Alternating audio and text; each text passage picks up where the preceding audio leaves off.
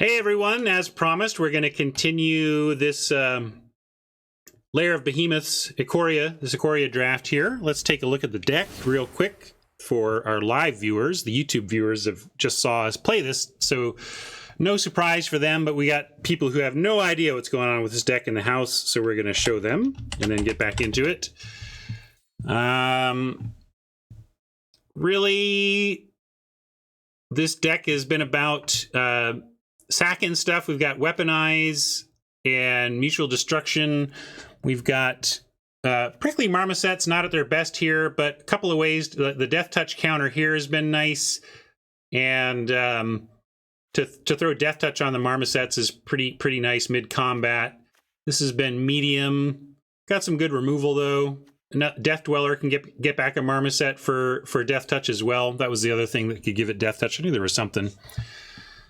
But it has been okay. I think we're 2-1 with it. I'll update the numbers and on my screen. Well, I remind you that the numbers at Card Kingdom are pretty sweet if you check them out, whether it's the buy list, the sell prices, the inventory numbers. Card Kingdom has lots of impressive numbers. Go check them out on my behalf. And remember that you can use my link and all your business with them afterwards, if you use my link, is associated with my stream. Helps keep me on the air. That'd be really nice. IKO, and then this is Premiere, right? All right. Our numbers are updated. We're going to hit play and move to the lower right.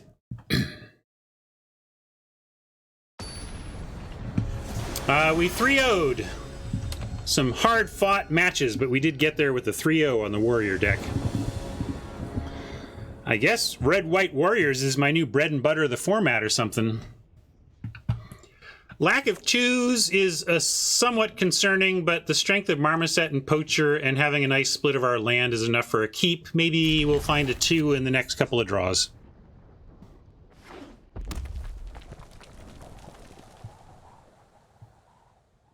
See a Molecule Man.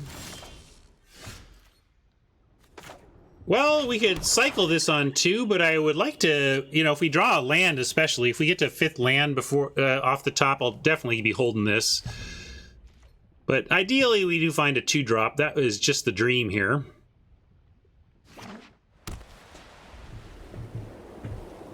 One time. I haven't asked for one time today, so I'm going to use my one time here on a 2-drop off the top. Oh, I gotta watch out those pesky magic gods. A 2-drop I want to cast. Didn't matter. All right, I'm not gonna cycle the Serpent. We did find another land, so we're 5 to the 6 we need for this anyway.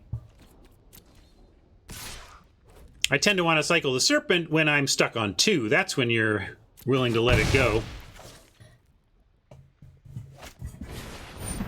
Double Stinger. A prickly spot indeed. Nightmare.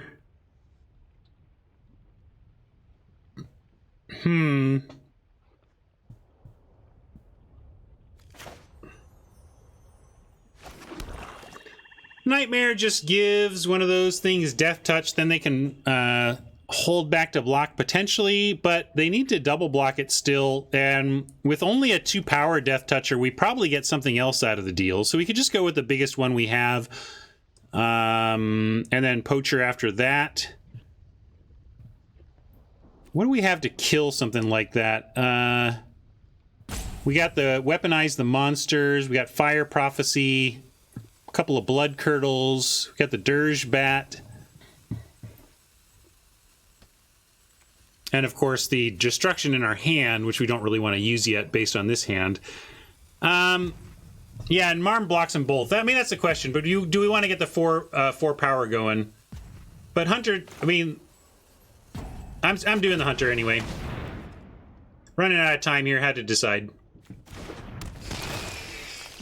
What I like is that if we get the Hunted Nightmare out, we know exactly what gets the counter. A Dranath Stinger.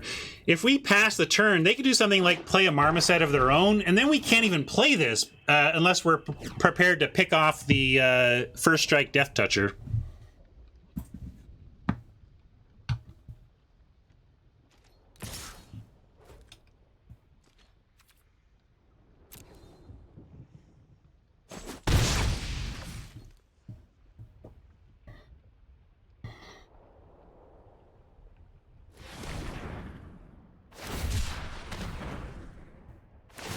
The cycling begins.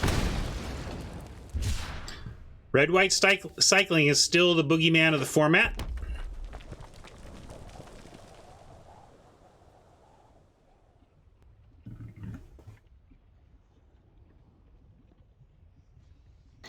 At this point, GY, I question whether I'm 60% against chat.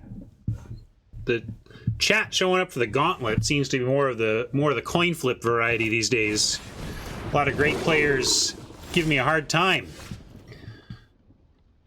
Well, obviously, this is what I was talking about. Now we can attack with the 4-5, and they're never going to double block. And we'll put the poacher down here.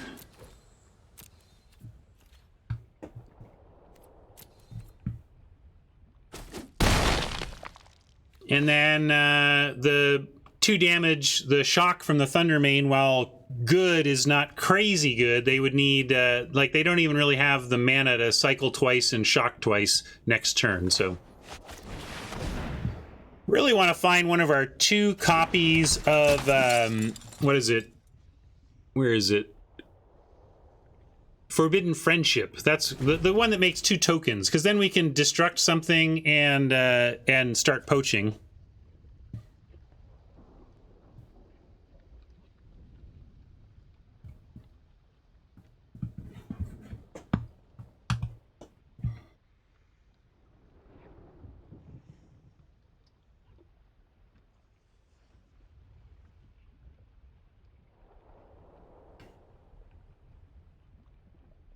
Exactly, right? That's why I'm really glad we played that Nightmare. This card is very medium on a lot of boards. So I find when you have a chance to play this and it doesn't just completely suck, you've got to take it.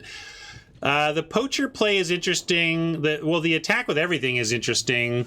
What are the tricks in this format? What are we expecting from a block here? What are we trading for? Could just be that they're willing to cycle and trade. So like we eat a Stinger, but then they trade and Thundermane. Kind of want to put without anything to really sacrifice, without things we want to sacrifice, I kind of like just offering up the poacher for the Thundermane and trading for whatever, trading for something. Is that crazy? If we had the token making, I'd like to keep the poacher for that, but I'm willing to do this. I know we're trading for a trick, not a Thundermane, but I'm willing to get this stuff out of their hand. We're at 14 anyway. What are we going to do? Take it? 13, 12, 11, 10, 9, 8. Go to 7. Cycling, 6, 5. Like, we don't block, we go to 5.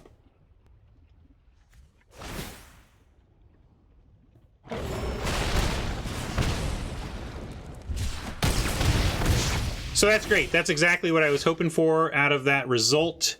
And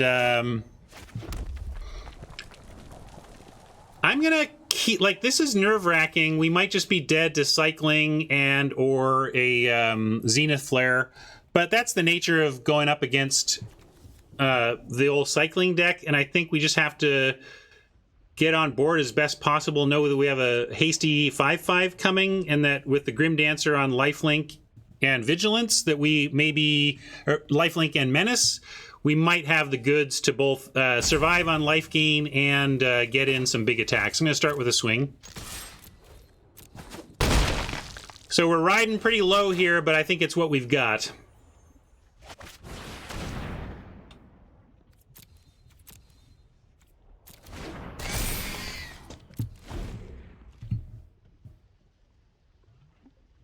Four, 3, 2, 1, 0. Like okay, that's actually good to see, because now we're not just dead to double cycling.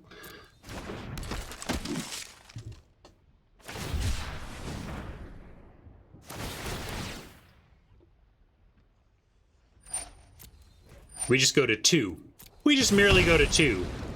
But they may,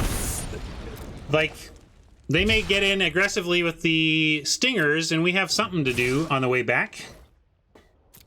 4, 5, 6, 7, 8, 9, 10, 11, 12. It is not lethal, though. However, we get back to 5. We'll see. All right, Lurking Deadeye as a flash creature to get in front of one of the stingers or the tactician is nice. Although they can still cycle mid-combat to make it not block. And 6 mana.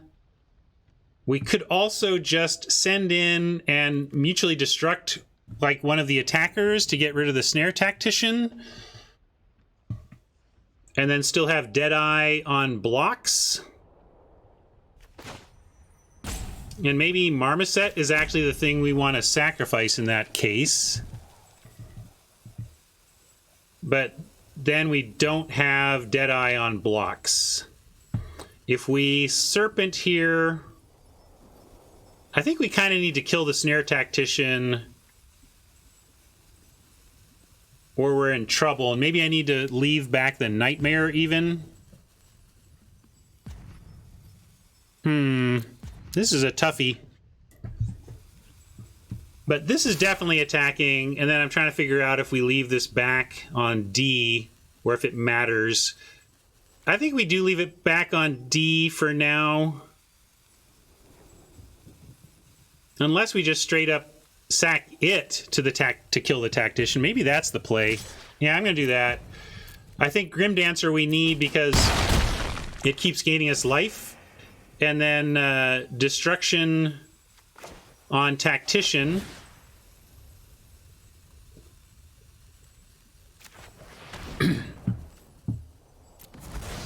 For the Nightmare. And then Deadeye as a surprise. That we block and trade.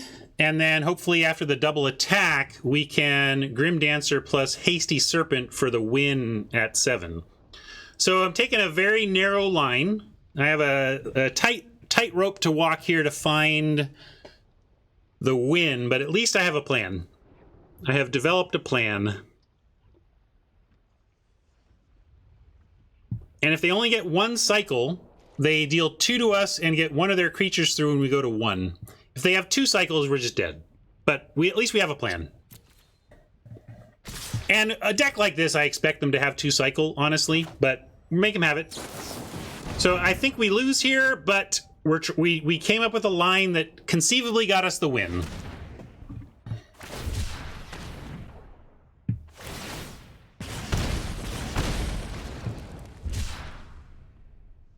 And here comes the cycle number 2. Yeah. All right, this is just, this is why this format failed, if you ask me. This format failed because cycling was too good.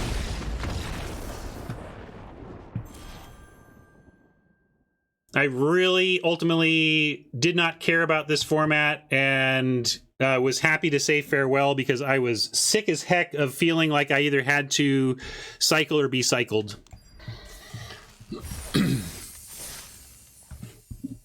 But let's jump back in. 2 and 2. Let's see if we can bring it even.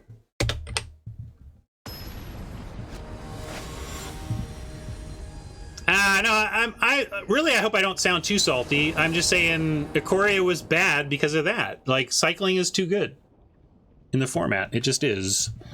This is nice, though. We don't have a second black for the Grim Dancer yet, but Friendship and Destruction go together like they're hand in hand, right?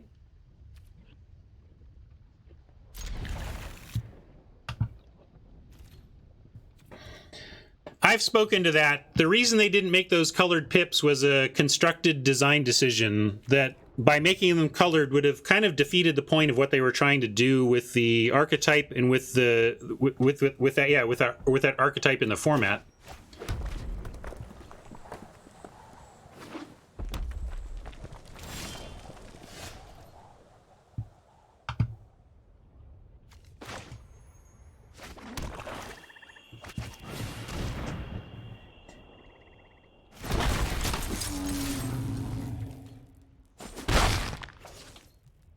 the point of 1 mana colorless cycling is that it can help fix you. That you can cycle for one of your off color, like you can cycle with the color that you have on one, hunting for your missing color. And when you make them, when you make those 1 mana cyclers colored mana instead, it takes away that function. And it's clear to me that R&D wanted turn 1 land hunting function for that. And here we are again, facing another cycling deck. We are somewhat, you know, we're at a place where we could consider, you know, we're close to being able to cast the Lava Serpent, but I think we need the second black more than resolving a Lava Serpent. So I'm actually going to, I'll cycle it, but not till end of turn. And I'm going to sack my human because we do have some mutate.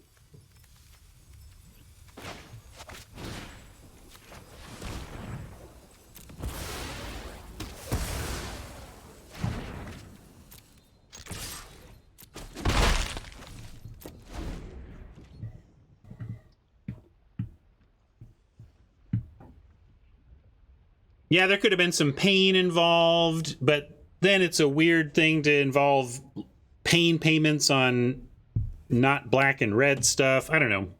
It's certainly there were things they could have done with this set in retrospect and with hindsight. But even figuring that out would be a lot of design discussion.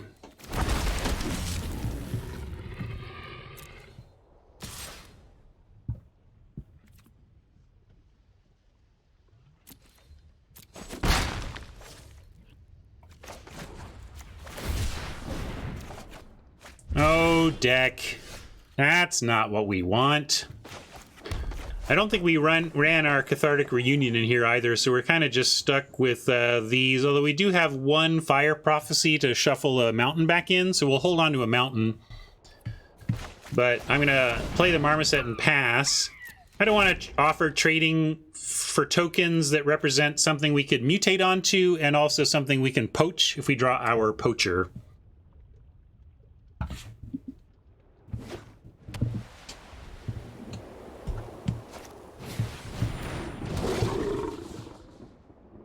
I feel like Groundhog half hour or something here. Didn't we just do this?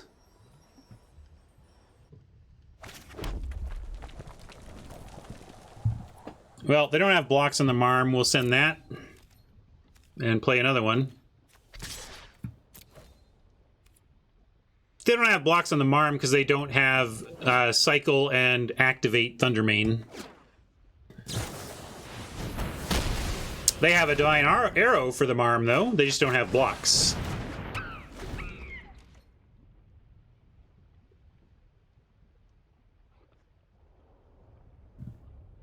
Looking more and more like a 2 and 3 outcome for this one. Deck is not great, not bad, but we're getting a little bit of variance the wrong way over the course of these games. And we're facing a couple of cycling decks here. We went 2-1, and now we're cycling into cycling. It's always a tough matchup if it's any kind of good. And at 2-1, you expect them to be some kind of good. Now they've got the play of Thundermane dealing 2. But they still have to put the Thundermane itself on blocks to get anywhere with it, so I'm still going to send the Marmoset, and Threat of Activation is strong with it anyway. We can go full control even while we attack on that axis to threaten a cycle.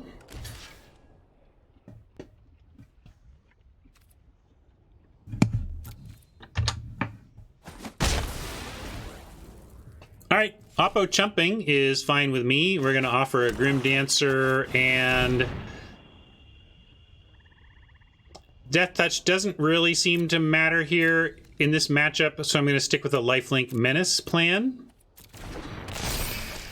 Death Touch is best against much bigger creatures, but the cycling deck has generally a bunch of smaller creatures, so you're often going to get the 2-for-1 on the Forced Menace double block anyway. You don't need to give the Death Touch to make that happen.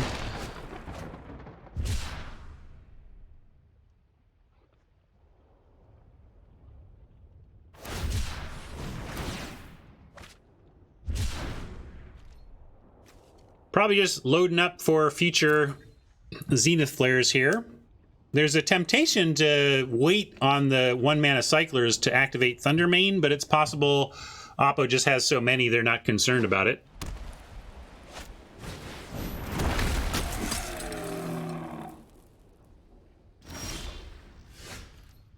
Well, now the Grim Dancer is threatening to kind of 1.5-for-1 if Oppo puts 3 creatures on it. It could also, they could put 2 tokens and then cycle Thundermane to finish it off. Again, still requires though that 2 tokens are lost. But maybe we wait. We've got some removal in this deck. Maybe we can pick out the Thundermane and then get a little more aggressive. I'm gonna wait.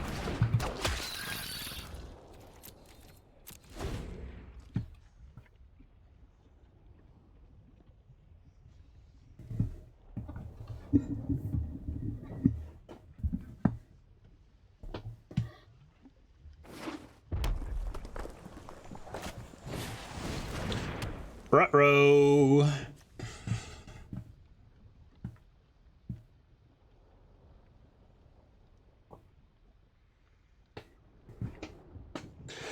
My daughter and I have been watching some old Scooby-Doo. We went back and watched the original series came out in like '69 and only had 2 seasons, and then there's been a bunch of stuff since. Oh, this is kind of interesting. With the Grim Dancer,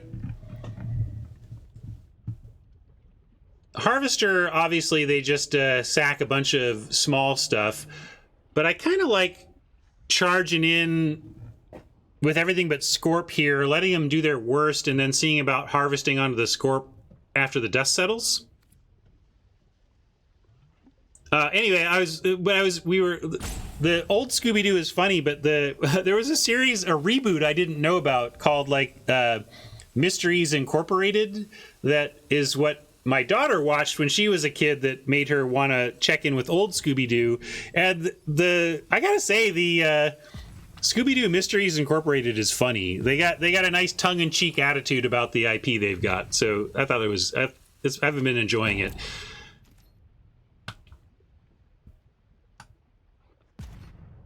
Yeah, Shaggy's such an obvious stoner. They never mention that. But come on, that guy is constantly hungry.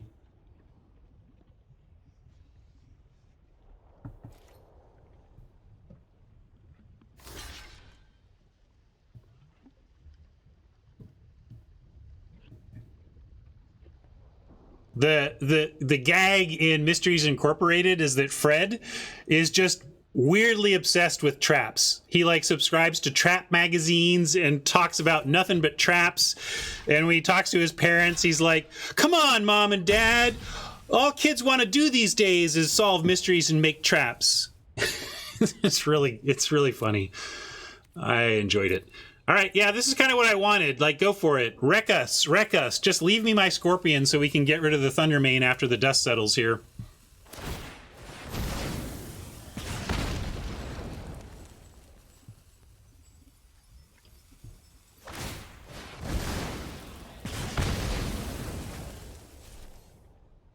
Well, they still get a dinosaur to sack, it looks like, but I'm into the situation here. We could harvest on the Grim Dancer and turn this into a 4/6 lifelink menace, but I like creating 2 threats. Herschel wants well, they can't kill it on this. I mean, we turn the Scorpion. Oh, right, yeah, I see what you're saying. But it doesn't really matter. If they go for the Scorpion, we get a 4/6 and a dead dinosaur either way. Do you see what I'm saying? So, like, I would still rather have a 3/3 and a 4/6, no Scorpion, no dinosaur.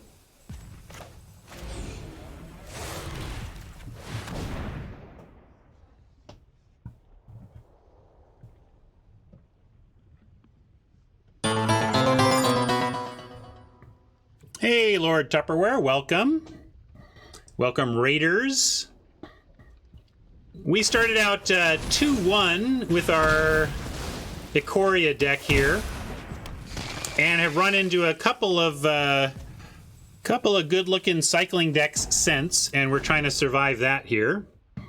And good timing, everybody. I'm closing in on the end of this event, but very soon I should be raiding Marshall Sutcliffe and drafting with him for a bit.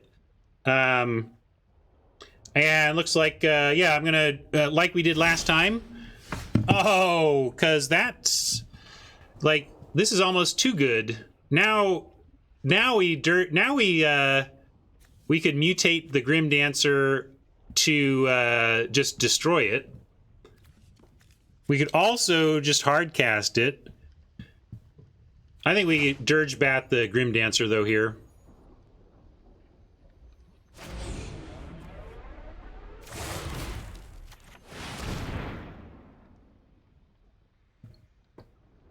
They don't have good blocks, but I'm gonna just make them use it all right now. And this funny, this doesn't even matter. I just don't want him to block. I don't even want to give him the chance to chump. And I certainly want that Thundermane dead, so...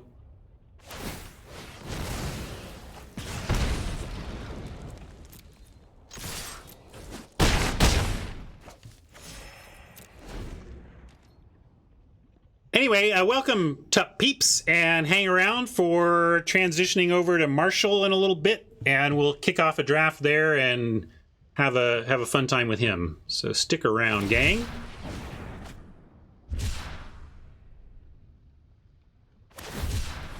All right, we are at least getting the cycling deck to cycle away its creatures looking for something else to do, so can't be too bad for us. Drop this swamp. We do have an 8-drop in the deck that if we draw, we might want to hard cast.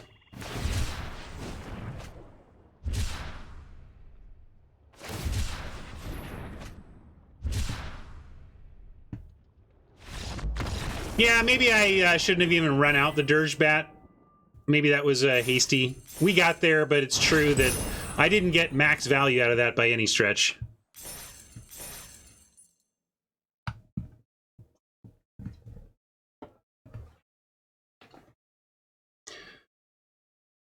Well, I mean, El Mancho is saying, having trouble drafting with bots lately. Any tips to find a lane? Seems that if I am not rogues or clerics, I am lost. The thing with the bots is, that's what you do. You figure out what lane they always leave for you. And the bots undervalue black. The bots undervalue rogues. The bots undervalue, especially the core life gain cleric, the 1/4 cleric.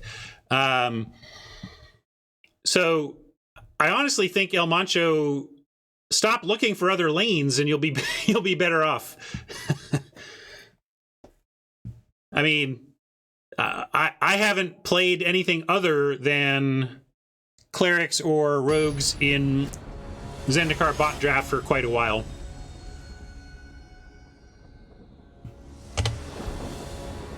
Let's see if we can get to 4 wins before we kick to our friend Marshall, who is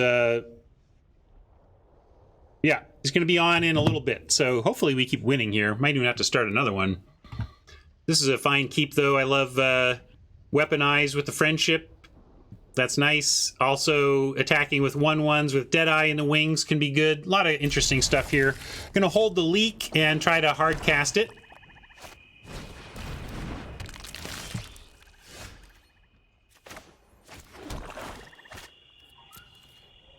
Oh, sorry, I should have played the Weaponized. I'm just distracted. But I think we're going to end up... I bet we end up using Deadeye to get rid of whatever the egg takes on.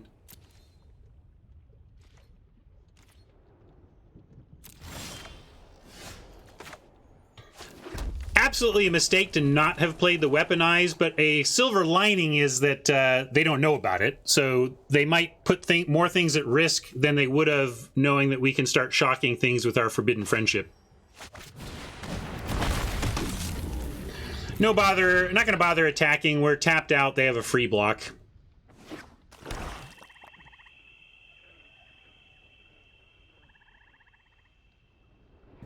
Herschel advocating landfall as another option in the bot drafts. I did have success with one landfall deck in the bot drafts early on, but lately I've just been sticking to rogues or clerics and forcing it pretty hard. We could weaponize play Stinger and save the leak. I think I like that into this unknown open mana. I'm going to start with an attack, though. See if they have anything tricksy. They're not trusting our tricksiness.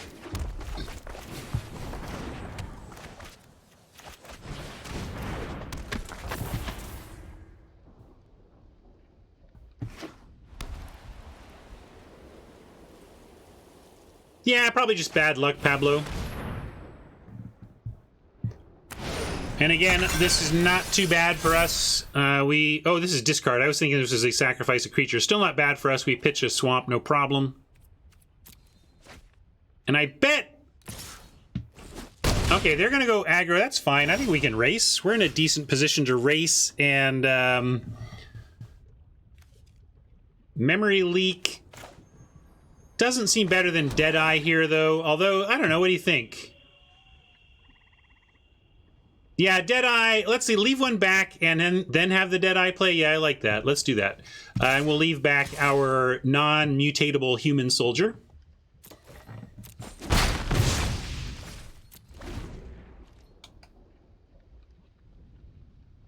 Oh, Menace. Good call. Although, we could if we want Deadeye and double block. But, yeah, that was silly. Menace. Oops. I let... Eva Tool and I didn't think that one through. All right, with the lifelink, maybe that's a reason to go ahead and take the trade offer. Go ahead and make the trade. But we also have we're close to Weaponized deal 2 and then Lurking Deadeye to finish it off. But that's a powerful enough creature here that I think we just do it.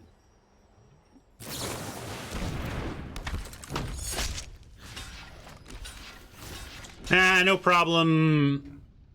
Tool. Thinking for myself isn't my strongest suit either, so we could both improve.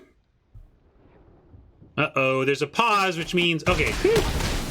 Didn't know... I thought that pause might meant blowout incoming, but I think we had to try. Not the worst. Kind of like holding land here. This is an instant we can... Although we can memory leak. I guess let's memory leak and see what they got. Well, Pathicism...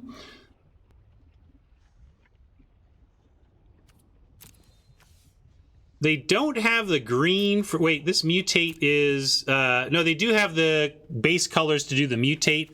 So I think we have to give them some scary stuff here, but we take the Apex.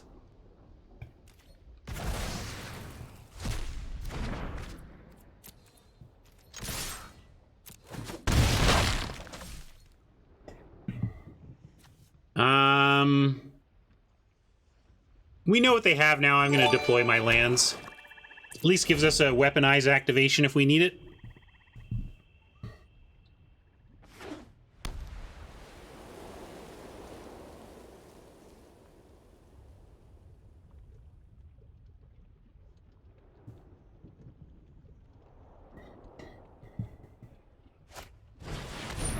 Cub Warden. Stronk, but we're going to curdle that right up.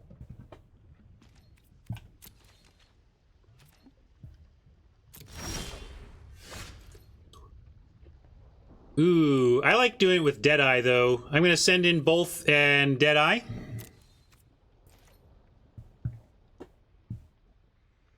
Then, of course, they just pacify the Deadeye instead of the Stinger, but then we have a Blood Curdle still left, and we can still weaponize with the pacified Deadeye, so all told, this is fine. I could just send the one, but I want to convince them to attack, and if they're to block, and if they don't block, then we Blood Curdle.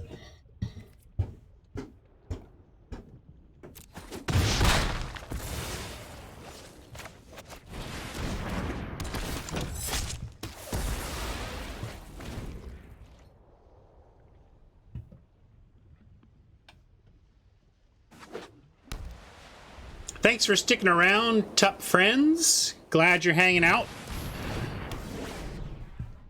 If you've never hung around with me before, I should introduce myself. My name is Ryan Spain. I co-created the Limited Resources podcast with Marshall Sutcliffe, who we're going to join on the air in a little bit. Worked at Wizards for 7 years and then left Wizards, and now I'm streaming. We're going to harvest on our dinosaur and probably get a scoop here.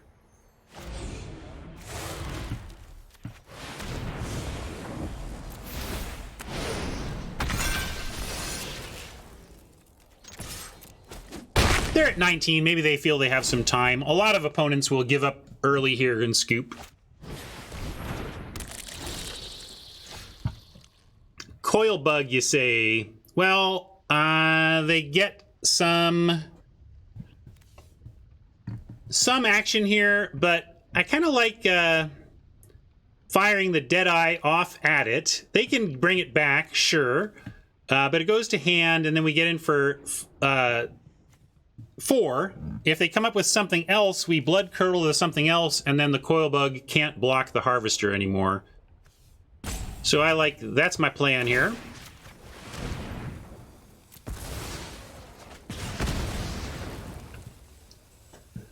Working at WotC was one of the greatest experiences of my life. Made friends, made good games, helped make this game. I spoke yesterday, I think, to my departure from Wizards, which was less great than all of my time at Wizards. But if you wanted to hear about that, you can check the videos section of my Twitch channel and look for the appropriate VOD from yesterday.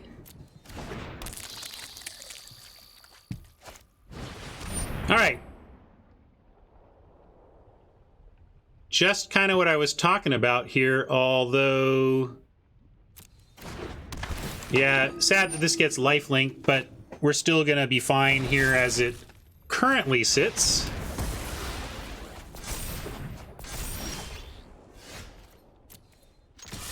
Slowly winning this race.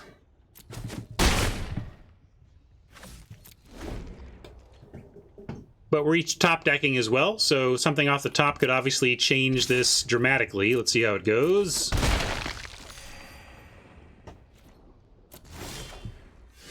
Hey, there we go. That's pretty nice. We don't... Maybe this is where I save, though. Is there a discard 2? I don't want to, lose the Dirge Bat. Yeah, I'm being greedy. I should just hard cast this, because then we threaten lethal, especially with the Weaponize. So I think it's being a little fancy play to do anything here but hard cast a 3/3 flyer. Oh, it has flash. Great. Even better. Good call, gang. It's been a long time since I played the format, and I rarely ever got this card, so I haven't played it much. Thanks. And with that... Yeah, let's just, we weaponize, kill the coil bug, and then flash in the bat.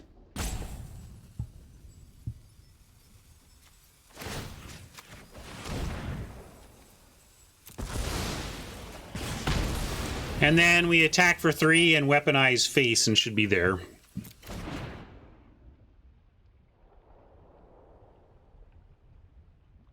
Yeah, we could have weaponized face too. I guess it doesn't really matter. Either way, the weaponize plus Dirge Bat wins.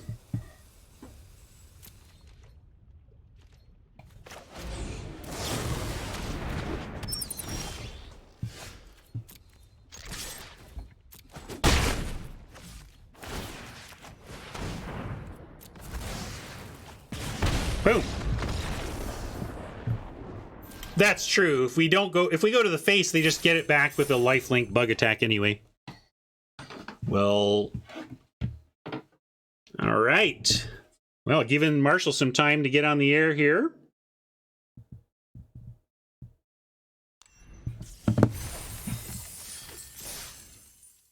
Nice. 4 wins. Great. Right on the edge of profit, and one more win and we have legit profit.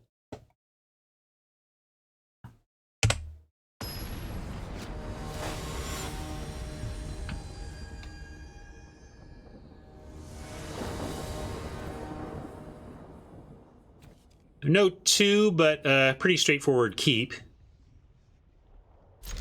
We get the Void Beckoner Marmoset combo, which is pretty bonkers if we can keep it together.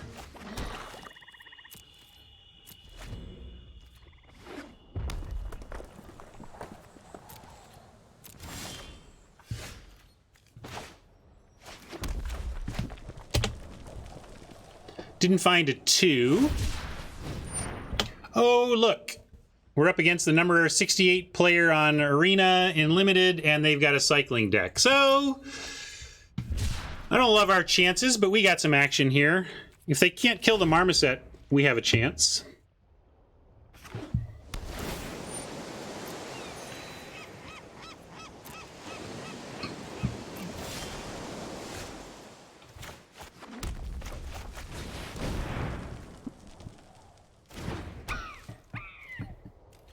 Yeah, just leak the flare.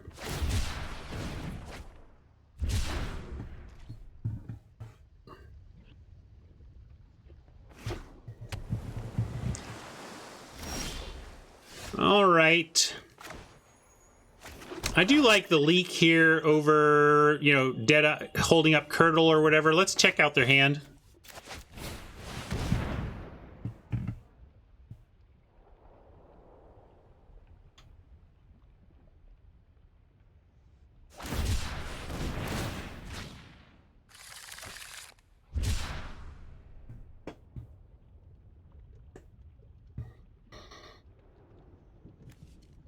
Well, Capture Sphere, let's see.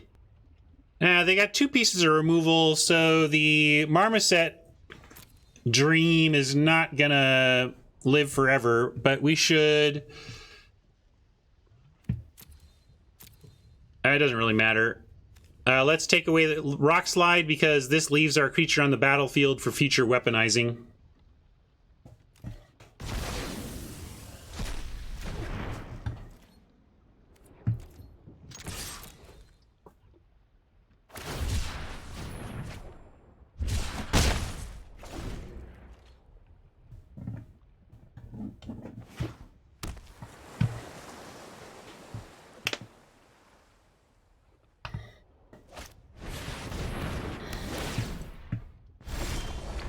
I think I'm the lemon and Marshall is the sugar.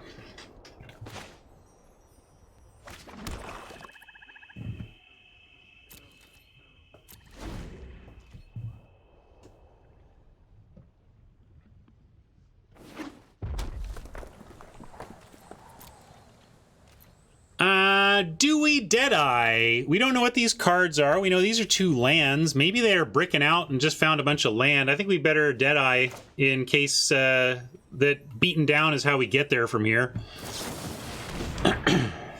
Don't like using Deadeye without picking off a creature. All right. I don't mind that too much either. Gonna keep playing lands because we do have an 8/8 that we could conceivably hardcast.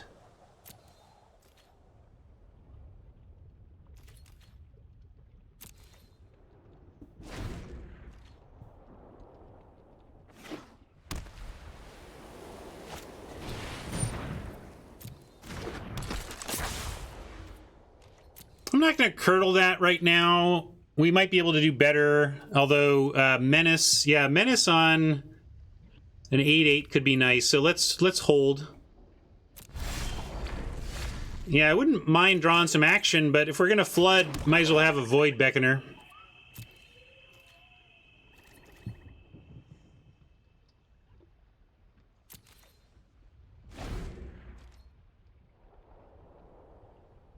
They've shown Essence Scatter. We might not resolve this, but I'm sure going to try.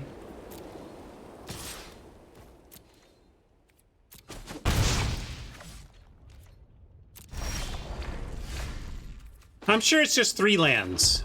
It's 3 lands. 3 lands.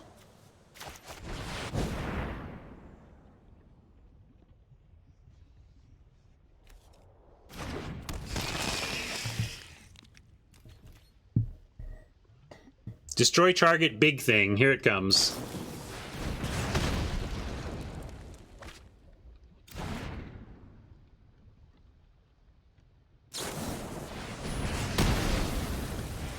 We made them 2 for 1 themselves, so it could be a lot worse. Let's just find more action.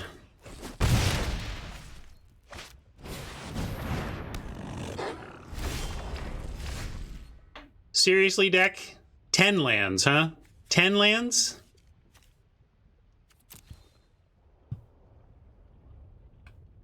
Oh, here comes the flood.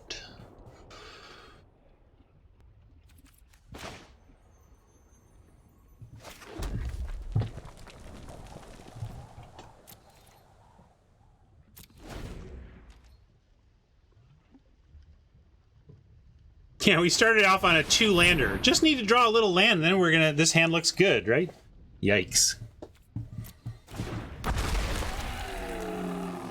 Guess what? I thought we were gonna blood curdle this Wolverine, but we have something even bigger to deal with.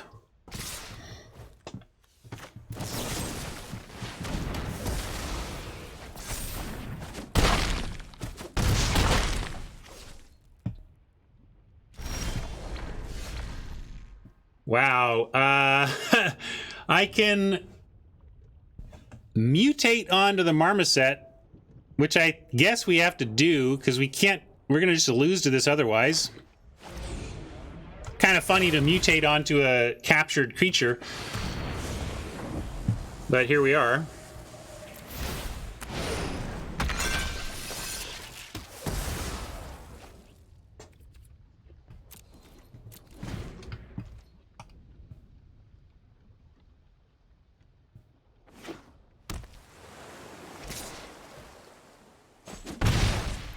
Action, please.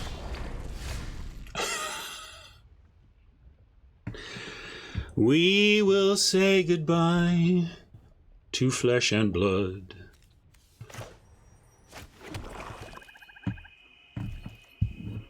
Oh, Magic, you're so silly with your mana system. But this is the attitude you have to have, gang. I mean, look. Shark Typhoon? Yeah, we were in a bit of trouble. All right, Grizzly Bear, enjoy your rank up. I mean, come on. That's just gonna happen sometimes. Don't flip tables. We played well. We thought about our outs. We thought about our plays. We did everything we could, and we flooded and got beat by a Shark Typhoon. Waste your salt. Don't waste your salt on that. Do it on something else. What I like to remember is where variance, has really favored me. For example, this weekend, I played in the finals of a streamer showdown with $400 on the line, and I make it to the finals. I'm 2-0 playing against the Ham TV, and Ham proceeds to mulligan and then get stuck on 2, and then basically he got unlucky twice and we won. And if I'm gonna have variance on my side, let's have it be when there's $400 on the line as opposed to some gems or whatever. So unfortunate that we didn't get a better showing in that matchup, but it was kind of almost funny to draw that much land. And yes, while we didn't quite get profit here in Ikoria, we can celebrate the profit from that draft, no problem, on the weekend. Hungry